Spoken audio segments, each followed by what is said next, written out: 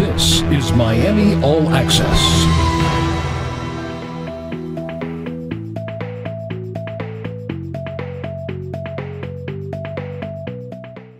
I'm back here training with the guys, trying to stay in shape. There's no better place to come back, get in shape, and be ready to hit the ground running than right here.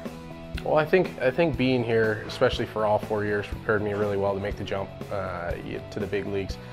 I think we had 3 very good classes when I was here. It helped us kind of push the program into the national limelight, and it was just a great place to be. And as the program got bigger and bigger, the more scouts came in and the more guys you saw making the jump to professional ranks. And definitely wouldn't turn back time and change anything, that's for sure.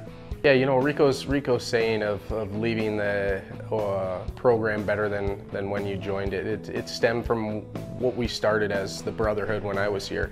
And I think as soon as that Brotherhood became not so much a slogan but a lifestyle to live by is when you saw the transition in the program. And the success on the ice is just a small part of what you see. There's so much more that goes on as far as the program and these guys being together as a part of the Brotherhood. And you see the results on the ice, but there's a bigger part of leaving this program better than when you joined it in the background, in the classroom, and creating these lifetime friends. Yeah, it's funny because when you're in the old Goggin, you hear this new building, you see the ground-breaking ceremony and everything, and you're so excited to get into a new building and see something fresh. But I remember the first couple games when we got in here, it was a little bit different. It took a while to get used to. The old tin roof of the old Goggin was just so loud. I mean, the fire marshal literally had to come to every game to stop allowing people to come in. That was max capacity 100% of the games when I was there. As far as the dressing room and the situation down below the stands, it was definitely not as good as here. That's an understatement. And when we got over here and we got to be in the locker room and have all the nice facilities that a lot of the other nationally known teams had, it makes you feel pretty good.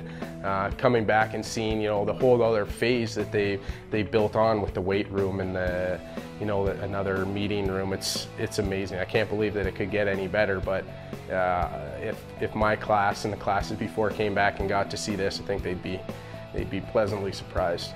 Oh, a lot of great memories. Like I said, you make lifetime friends in college, and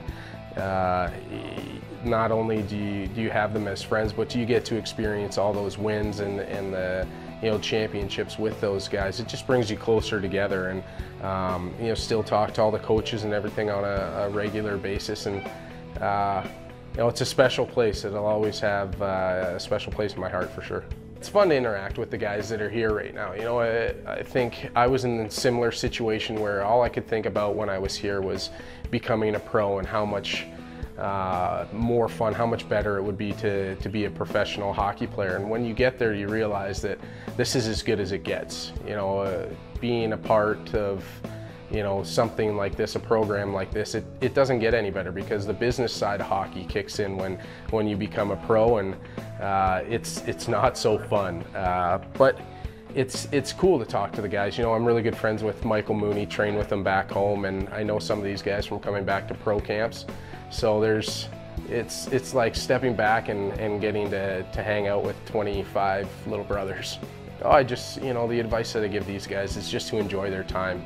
Make sure that they're making the best of the situation and taking advantage of everything that they have at their fingertips here. The weight room, the shooting platform, and all that. Those things are there for a reason. It's important to use them, because those will make them better hockey players and make it easier for them to make the transition to professional hockey players.